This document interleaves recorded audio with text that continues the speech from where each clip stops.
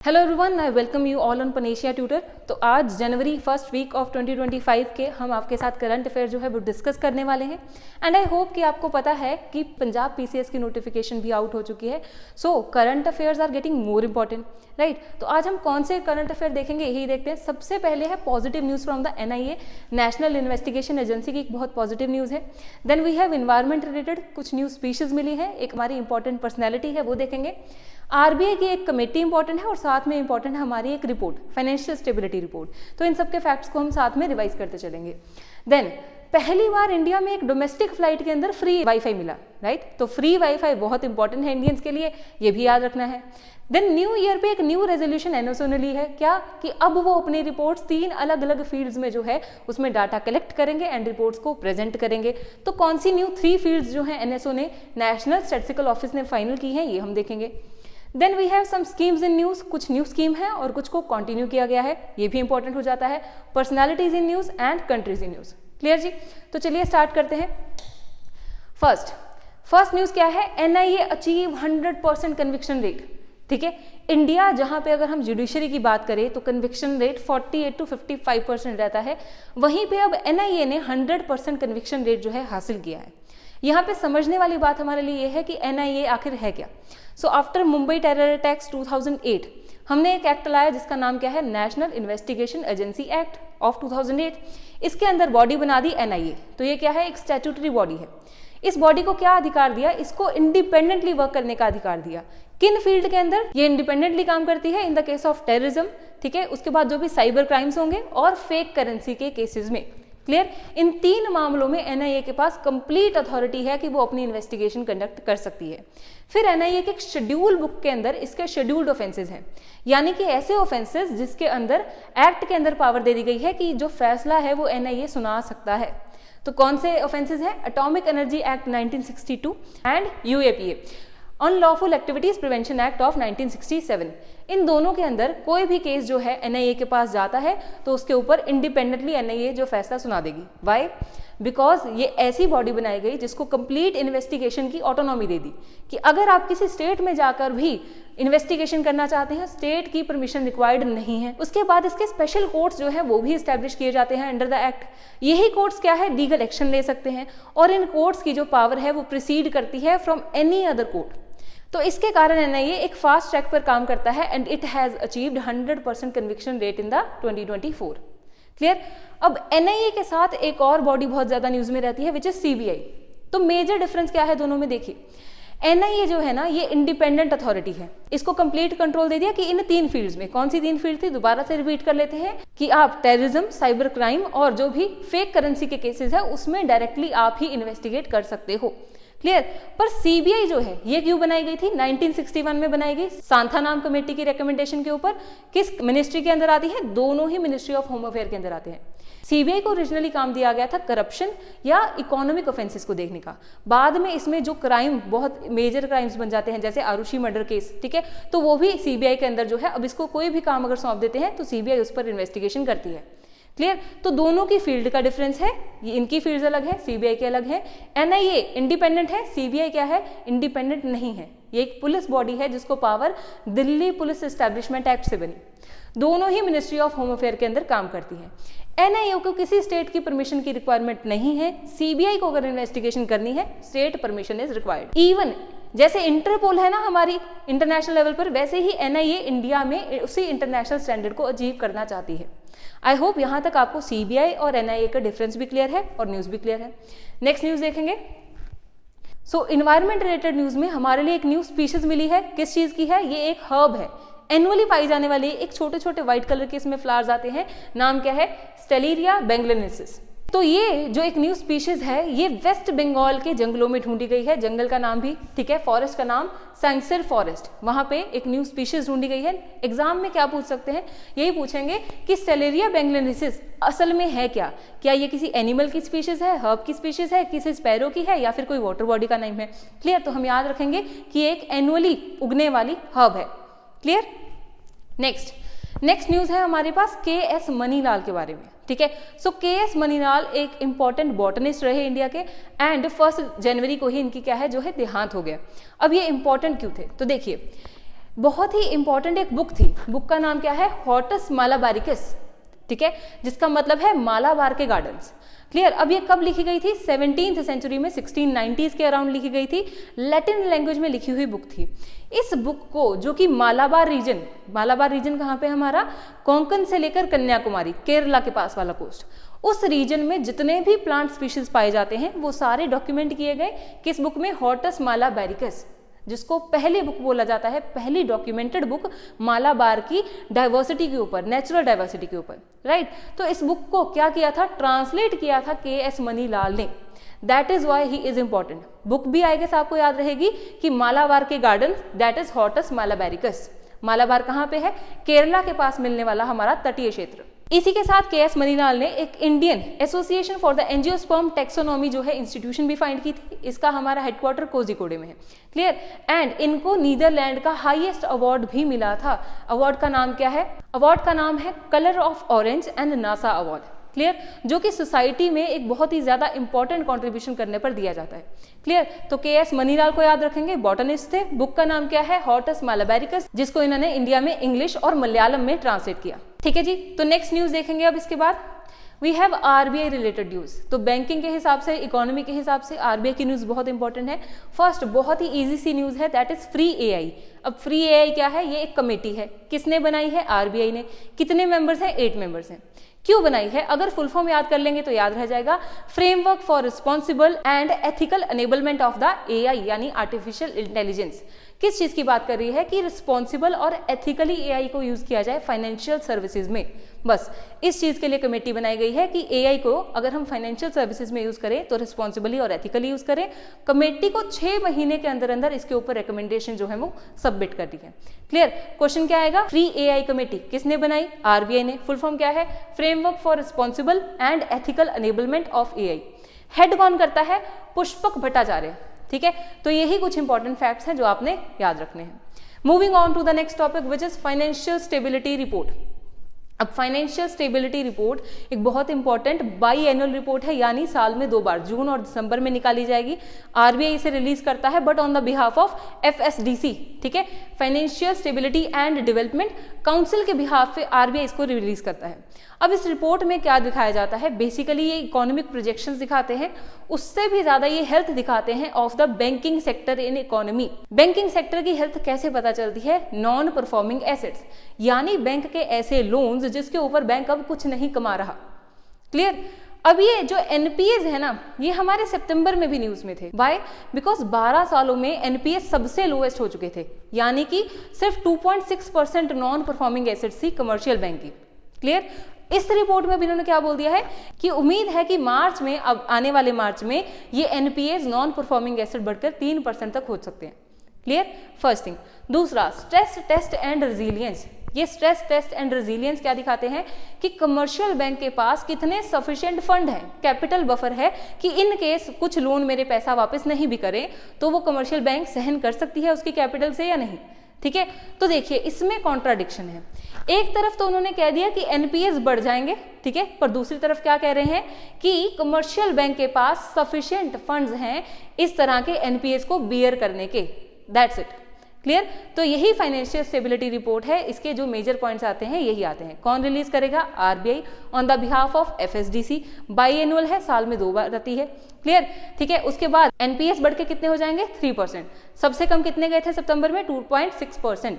और साथ ही इन्होंने एक और चीज प्रोजेक्ट की है कि 24 और 25 जो हमारा फाइनेंशियल ईयर है उसमें जीडीपी ग्रोथ रेट 6.6% रहेगी।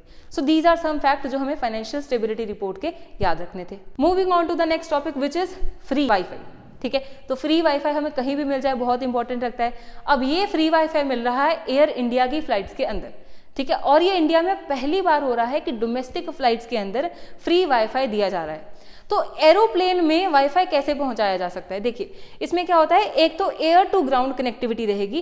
क्लियर, जहां पे आपके ग्राउंड लेवल पर एंटीनास जो हैं वहां से कनेक्ट करके एरोप्लेन में आपको जो है वाईफाई फैसिलिटी मिलती है। ऑन द अदर हैंड अगर एरोप्लेन है तो वहां पे कैसे मिलेगा, डायरेक्टली सैटेलाइट से कनेक्टिविटी करके एयरलाइंस के अंदर जो है इंटरनेट प्रोवाइड किया जाता है। ठीक है। मेजर याद क्या रखना है कि एयर इंडिया डोमेस्टिक फ्लाइट्स में फ्री वाईफाई देगी। फ्री वाईफाई जो है पहले इंटरनेशनल फ्लाइट्स में देता था, उसमें भी चार्जेस लिए जाते थे। ठीक है, एयर इंडिया पहली ऐसी है जो इंडिया के अंदर फ्री वाईफाई देगी। वी ऑल नो टाटाज ने जो है गवर्नमेंट ऑफ इंडिया से एयर इंडिया को जो है ऑक्यूपाई या अक्वायर किया था। क्लियर, यही कुछ चीजें हमारी याद रखने वाली हैं। साथ में कुछ फ्लाइट्स के नाम भी हैं, आप देख सकते हो कि Airbus A321 neo, Boeing 787-9 and Airbus A350, in 3 flights के अंदर जो है फ्री वाईफाई फैसिलिटी मिलेगी। Clear, next topic. So next topic है NSO एंड उसके 3 सर्वेस के ऊपर। क्लियर, तो NSO क्या है? नेशनल स्टैटिस्टिकल ऑफिस है। क्लियर, तो नेशनल स्टैटिस्टिकल ऑफिस को नेशनल सैंपल सर्वे ऑर्गेनाइजेशन और सेंट्रल स्टैटिस्टिकल ऑर्गेनाइजेशन को मर्ज करके एक सिंगल बॉडी बनाया गया, जिसका काम क्या है कि इंडियन इकोनॉमी पे जो भी हमें नेशनल लेवल पर डाटा कलेक्ट करना है, उसके ऊपर रिसर्च करनी है। जैसे हमारा नेशनल इनकम का डाटा होता है, तो कौन कलेक्ट करेगा? ये सारा डाटा NSO कलेक्ट करती है। ठीक है, इसके बहुत इंपॉर्टेंट एक हम रिपोर्ट जो है बार बार देखते हैं, that is PLFS, periodic labour force survey. उसके साथ एक और आ जाती है एजस। एजस किसके ऊपर है? It is a annual survey on unincorporated enterprises. ठीक है, यहाँ पे एजस को क्यों साथ में हमने मेंशन किया? ये हमारी एक टेक्नोलॉजिकल कंपनी का भी नाम आता है, तो आपको कंफ्यूज नहीं होना है। एजस and PLFS both are the reports of the NSO। Clear, अब इस साल क्या किया है? NSO ने बोला है कि इस बार 80th राउंड जो हम डाटा कलेक्ट करेंगे, उसमें हम डाटा कलेक्ट करके 3 अलग अलग सेगमेंट्स में डाटा के ऊपर रिपोर्ट्स प्रेजेंट करेंगे। क्लियर, कौन सी 3 सेगमेंट्स होंगी? सबसे पहले है survey on social consumption health, health के ऊपर है, ये पूरे साल का डाटा गैदर करेंगे। Clear, then we have a modular survey on telecom and ICT। ठीक है, ये मॉड्यूलर सर्वे जो ICT या फिर टेलीकॉम सेक्टर का डाटा है, ये जनवरी से लेकर मार्च तक का गैदर करेंगे। Then modular survey on education, education का डाटा इन्होंने बोला है अप्रैल से जून तक का गैदर करेंगे, और इस बेसिस पे अब हेल्थ, टेलीकॉम, एजुकेशन की 3 अलग रिपोर्ट्स NSO इस साल से प्रोवाइड करेगा। किस मिनिस्ट्री के अंदर NSO जो है काम करता है? So it works under MOSPI, ministry of statistics and programme implementation. Clear है जी, ये चीजें आपके लिए इंपॉर्टेंट थी। Moving on the next topic which are schemes in news. तो कौन सी स्कीम्स न्यूज में थी? सो न्यू दिल्ली ने एक न्यू स्कीम लॉन्च की है विच इज द पुजारी ग्रंथी सम्मान स्कीम। इसमें बोला क्या गया है कि जो भी हिंदू टेम्पल्स या फिर हम बोल सकते हैं कि जो गुरुद्वारास के ग्रंथीज होते हैं या फिर हिंदू टेम्पल्स के पुजारीज, इनको हर मंथ में 18,000 जो है वो पे करेगी दिल्ली की गवर्नमेंट। ठीक है, तो सिंपल सी स्कीम है। कौन कौन एलिजिबल है? Hindu priest and the Sikh granthis. Clear, कौन सी गवर्नमेंट ने लॉन्च की है? दिल्ली गवर्नमेंट ने, यही आपको याद रखना है। क्लियर जी, नेक्स्ट देखिए one nation one subscription initiative. अब वन नेशन वन सब्सक्रिप्शन से हमें याद क्या आ जाते हैं? हमारे फटाफट मोबाइल सब्सक्रिप्शन, राइट। पर इस बार हम बात कर रहे हैं एक एजुकेशन की सब्सक्रिप्शन की। सो एजुकेशन की सब्सक्रिप्शन कैसे? सो हमारे काफी PhD स्कॉलर्स होते हैं, राइट, जो कि रिसर्च करते हैं। किस फील्ड में? स्टेम की फील्ड में भी आते हैं, साइंस, टेक्नोलॉजी, इंजीनियरिंग, मैथमेटिक्स, साथ ही सोशल स्टडीज की फील्ड में। अब इन सब का डाटा क्या है? काफी अलग अलग पोर्टल्स के ऊपर पड़ा हुआ है। तो मिनिस्ट्री ऑफ एजुकेशन ने ये सोचा, specifically department of higher education, कि अगर हम इन सारा डाटा को कलेक्ट करके एक ही यूनिफाइड पोर्टल के ऊपर रखते हैं, सो दैट उसकी एक ही बार आप फीस चार्ज करो और जो भी PhD स्कॉलर उस डाटा को एक्सेस करना चाहते हैं वो एक्सेस कर पाए। क्लियर, तो उसके लिए हमारी one nation one subscription initiative ministry of education के द्वारा लाया गया है। ठीक है, अब आपके लिए यहाँ पे क्वेश्चन ये है कि इंडिया के मिनिस्टर ऑफ एजुकेशन कौन है? तो ये बहुत ही इजी क्वेश्चन है जो आपको बिल्कुल पता होना चाहिए। हमें कमेंट सेक्शन में आप जरूर बताएं। क्लियर, नेक्स्ट है continuation of the Pradhan Mantri Fasal Bima Yojana and restructured weather based crop insurance scheme. ठीक है, तो ये 2 स्कीम्स हैं, दोनों ही 2016 में किसने लॉन्च की थी? Ministry of agriculture and farmer welfare. ठीक है, दोनों ही स्कीम किस चीज की बात करती है? क्रॉप इंश्योरेंस की बात करती है। अब न्यूज में क्यों है? क्योंकि गवर्नमेंट ने इन दोनों स्कीम्स में फंड इंट्रोड्यूस करके 2025-26 तक इनको क्या है? एक्सटेंड कर दिया है। वी हैव टू नो कि स्कीम्स क्या हैं। ठीक है, तो पहले बात करते हैं प्रधानमंत्री फसल बीमा योजना स्कीम। 2026 में लॉन्च हुई। इस स्कीम में एम किया जाता है pre harvest and post harvest अगर फार्मर को किसी की तरह का फसल में कोई नुकसान होता है तो उसके बदले में क्या है? उनको इंश्योरेंस कवर प्रोवाइड करवाया जाए। तो प्रधानमंत्री फसल बीमा योजना जो इंश्योरेंस कवर है, इसमें क्या रहेगा? 3 तरह की क्रॉप्स हैं, kharif, rabi and commercial crop. Kharif crop को हम सिंपली मॉनसून क्रॉप बोल सकते हैं, ऐसी जो मॉनसून सीजन में ग्रो करेंगी जून से लेकर नवंबर तक। इसमें राइस आ गया, सोयाबीन आ गया, कॉटन आ गया, ये हमारी क्या है? मेजर क्रॉप्स है। ठीक है, तो खरीफ क्रॉप में गवर्नमेंट ने बोला है कि फार्मर को सिर्फ 2% ही इंश्योरेंस कवर पे करना है, प्रीमियम। क्लियर। फिर आती है राबी क्रॉप्स, जो हम बोलते हैं विंटर सीजन की क्रॉप्स हैं, नवंबर से लेकर अप्रैल मार्च तक जाएंगी। अब इनमें क्या आ जाएगा, मेज आ जाएगा, मस्टर्ड आ जाएगा, सेसेमे आ जाएगा। क्लियर। इनमें कितना प्रीमियम बोला है, 1.5%। फिर आती है कमर्शियल हॉर्टिकल्चर, जो हमारे पेड़ पौधों से जुड़ी हुई हैं, फ्रूट से जुड़ी हुई हैं, इनमें कितना आएगा, 5% प्रीमियम।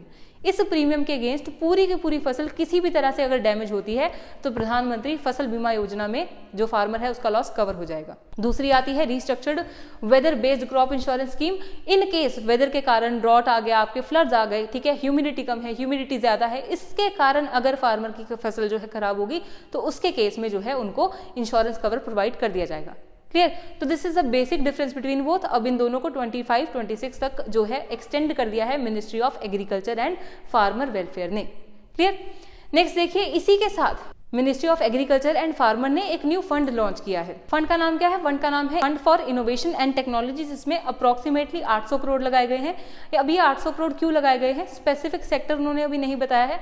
उन्होंने बोला है कि जैसे येसटेक स्कीम ऑलरेडी चल रही थी, येसटेक क्या है, यील्ड एस्टिमेशन स्कीम है, जिसमें टेक्नोलॉजी की मदद से यील्ड को कितनी प्रोडक्टिविटी आएगी इसको एस्टिमेट करने की कोशिश की जाएगी।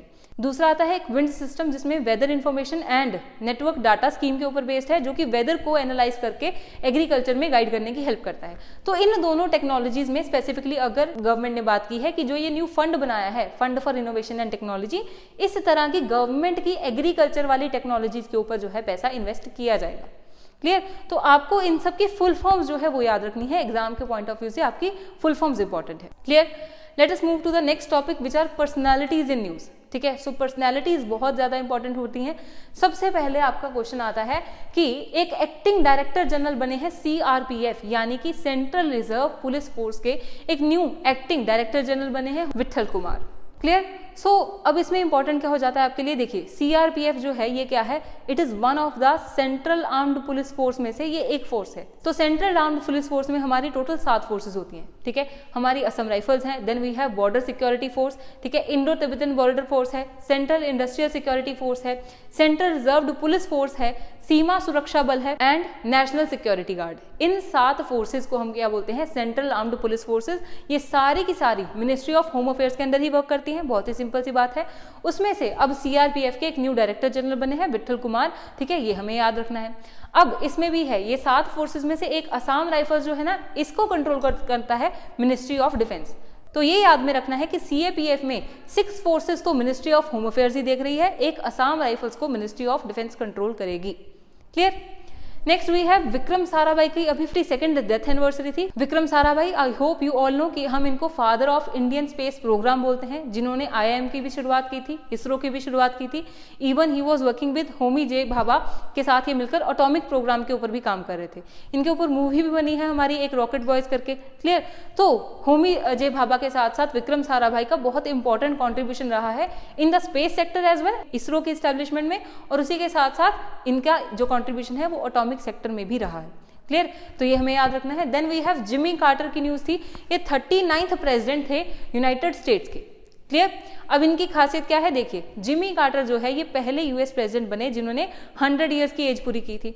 Then he also received a Nobel prize. 2012 में इनको नोबेल प्राइज मिला था, किस चीज के लिए, इन्होंने कैंप डेविड अकॉर्ड साइन करवाया था। कैंप डेविड अकॉर्ड, ये भी पूछ सकते हैं किस चीज से जुड़ा हुआ है, तो 1967 में हुई थी एक इजराइल की 6 डेज वॉर, राइट। इस वॉर में इजराइल ने इजिप्ट का एक सिनाई पेनिनसुला वाला रीजन जो है कैप्चर कर लिया था। कैंप डेविड अकॉर्ड में हुआ क्या था, जिसमें जिमी कार्टर बैठे, एक साइड क्या है इजराइल, दूसरी साइड है इजिप्ट, दोनों ने साइन की deal.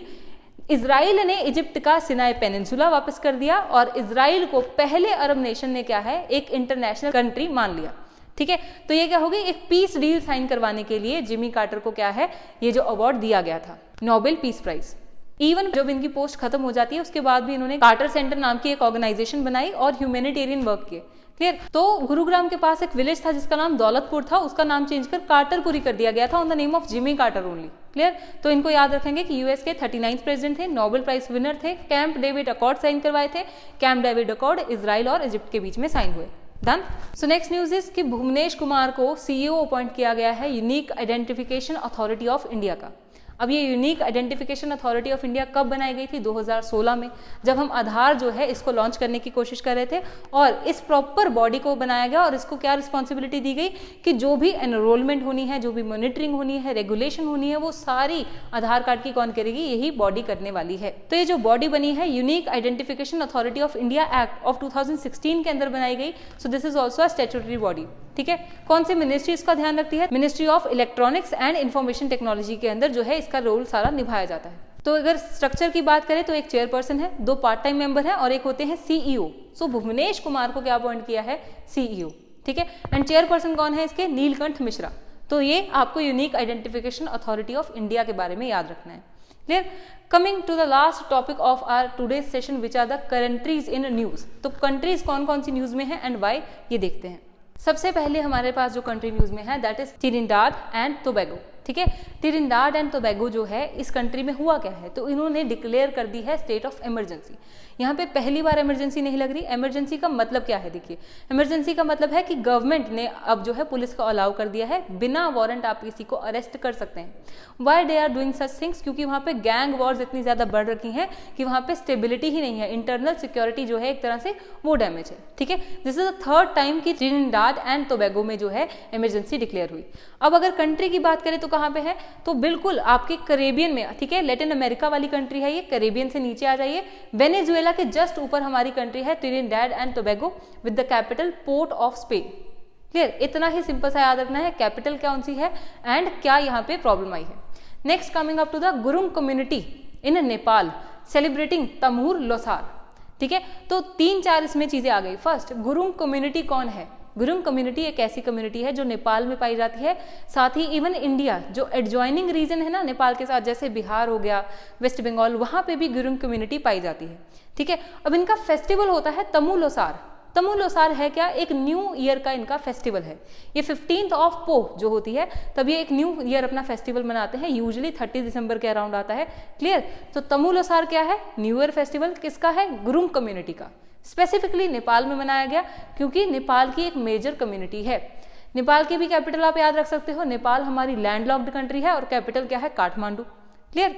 Next, Turkey tested UAV. ठीक है, एक अनमैन्ड एरियल व्हीकल 122 मिसाइल जो है इन्होंने बायरक्तार किंसिनी ड्रोन से जो है इसको चेक किया था। ठीक है, तो सिंपल सा एक अनमैन्ड मिसाइल को ही इन्होंने चेक किया है, बट टर्की जो है वो न्यूज में आ गया। टर्की की कैपिटल क्या है? अंकारा। तो टर्की हमारी एक ऐसी कंट्री है जो एक तरफ एशिया और दूसरी तरफ यूरोप, 2 कॉन्टिनेंट्स में आती है। कैपिटल कौन सी है? अंकारा। ये ब्लैक सी को भी टच करती है, कैस्पियन सी को भी टच करती है। Very important. यहाँ से एक रिपीटेड क्वेश्चन ये आप लिख सकते हो, कमेंट सेक्शन में बता सकते हो कि which are the countries bordering Caspian Sea, which are the countries bordering Black Sea. ठीक है, बहुत रिपीटेड क्वेश्चन है, बहुत ही इजीली आपको जो है याद रह जाएगा। क्लियर? सो टर्की के बारे में क्या फैक्ट था कि टर्की इज अ कंट्री जो कि 2 कॉन्टिनेंट्स के अंदर डिवाइडेड है। नेक्स्ट देखिए, सेफ द लिंका। ठीक है, ये क्या है? ये एक सॉन्ग है। बोस्निया हेर्जेगोविना जो कंट्री है वहां पे एक सॉन्ग है, एक लव सॉन्ग है। इसको किस में ऐड किया गया? यूनेस्को की इंटेंजिबल कल्चरल हेरिटेज साइट के अंदर ऐड किया गया। क्लियर? यूनेस्को की ये इंटेंजिबल कल्चरल हेरिटेज साइट जो है, जैसे परफॉर्मिंग आर्ट होते हैं, डांसेस होते हैं, म्यूजिक होते हैं, कोई कल्चर की चीज है, ठीक है, उन सबको एक ऐसी लिस्ट में डालती जाती है कि ये कल्चर प्रिजर्व करना है। इंडिया के भी इसमें 15 जो है आइटम्स एडेड हैं। क्लियर? अब इसमें से क्योंकि पंजाब पीसीएस आ रहा है तो पंजाब की कौन सी इंपॉर्टेंट है? The brass and copper utensils. ठीक है, जंडियाला गुरु में बनने वाले, ये भी एडेड है इस लिस्ट में। इसके अलावा 14 और आइटम्स, टोटल 15 आइटम्स एडेड हैं। क्लियर? अगर पूछ लें कि सेवा द लिंका है क्या, दिस इज द सॉन्ग। किस तरह का सॉन्ग है? रोमांटिक सॉन्ग है, बोस्निया हेर्जेगोविना का। इसकी कैपिटल क्या है? साराजेवो। ठीक है, तो कैपिटल भी सबकी आप साथ साथ जो है रिवाइज कर सकते हो। सो लास्ट न्यूज क्या है? लास्ट न्यूज हमारी ये है कि अफ्रीकन यूनियन का एक मिशन है, मिशन का नाम है African union support and stabilisation mission in Somalia. ठीक है, तो सोमालिया हॉर्न ऑफ अफ्रीका की कंट्री है, इसका कैपिटल का नाम क्या है? मोगादिशु। ठीक है, इस मिशन का काम क्या है कि सोमालिया के अंदर पीस कीपिंग ह्यूमैनिटेरियन काम जो करने हैं उसके लिए मिशन लॉन्च किया है। किसने लॉन्च किया है ये मिशन? अफ्रीकन यूनियन ने। African union itself is a group of 55 countries. Clear? तो बहुत सारी चीजें हैं। सबसे पहले मिशन का नाम African union support and stabilisation mission in Somalia. Somalia की capital Mogadishu. This is part of the Horn of Africa. किसने ये मिशन लॉन्च किया था? अफ्रीकन यूनियन ने। क्लियर? तो ये कुछ कंट्रीज और उनसे जुड़ी हुई हमारी इंपॉर्टेंट न्यूज थी। So these were the few important news of this first week of the January. I hope आपको ये सेशन अच्छा लगा है। If you like the session, do like and share, और जो भी कुछ बेसिक क्वेश्चन हमने पूछे हैं उसे अटेम्प्ट करने की कोशिश जरूर कीजिए। Thank you so much, see you in the next session.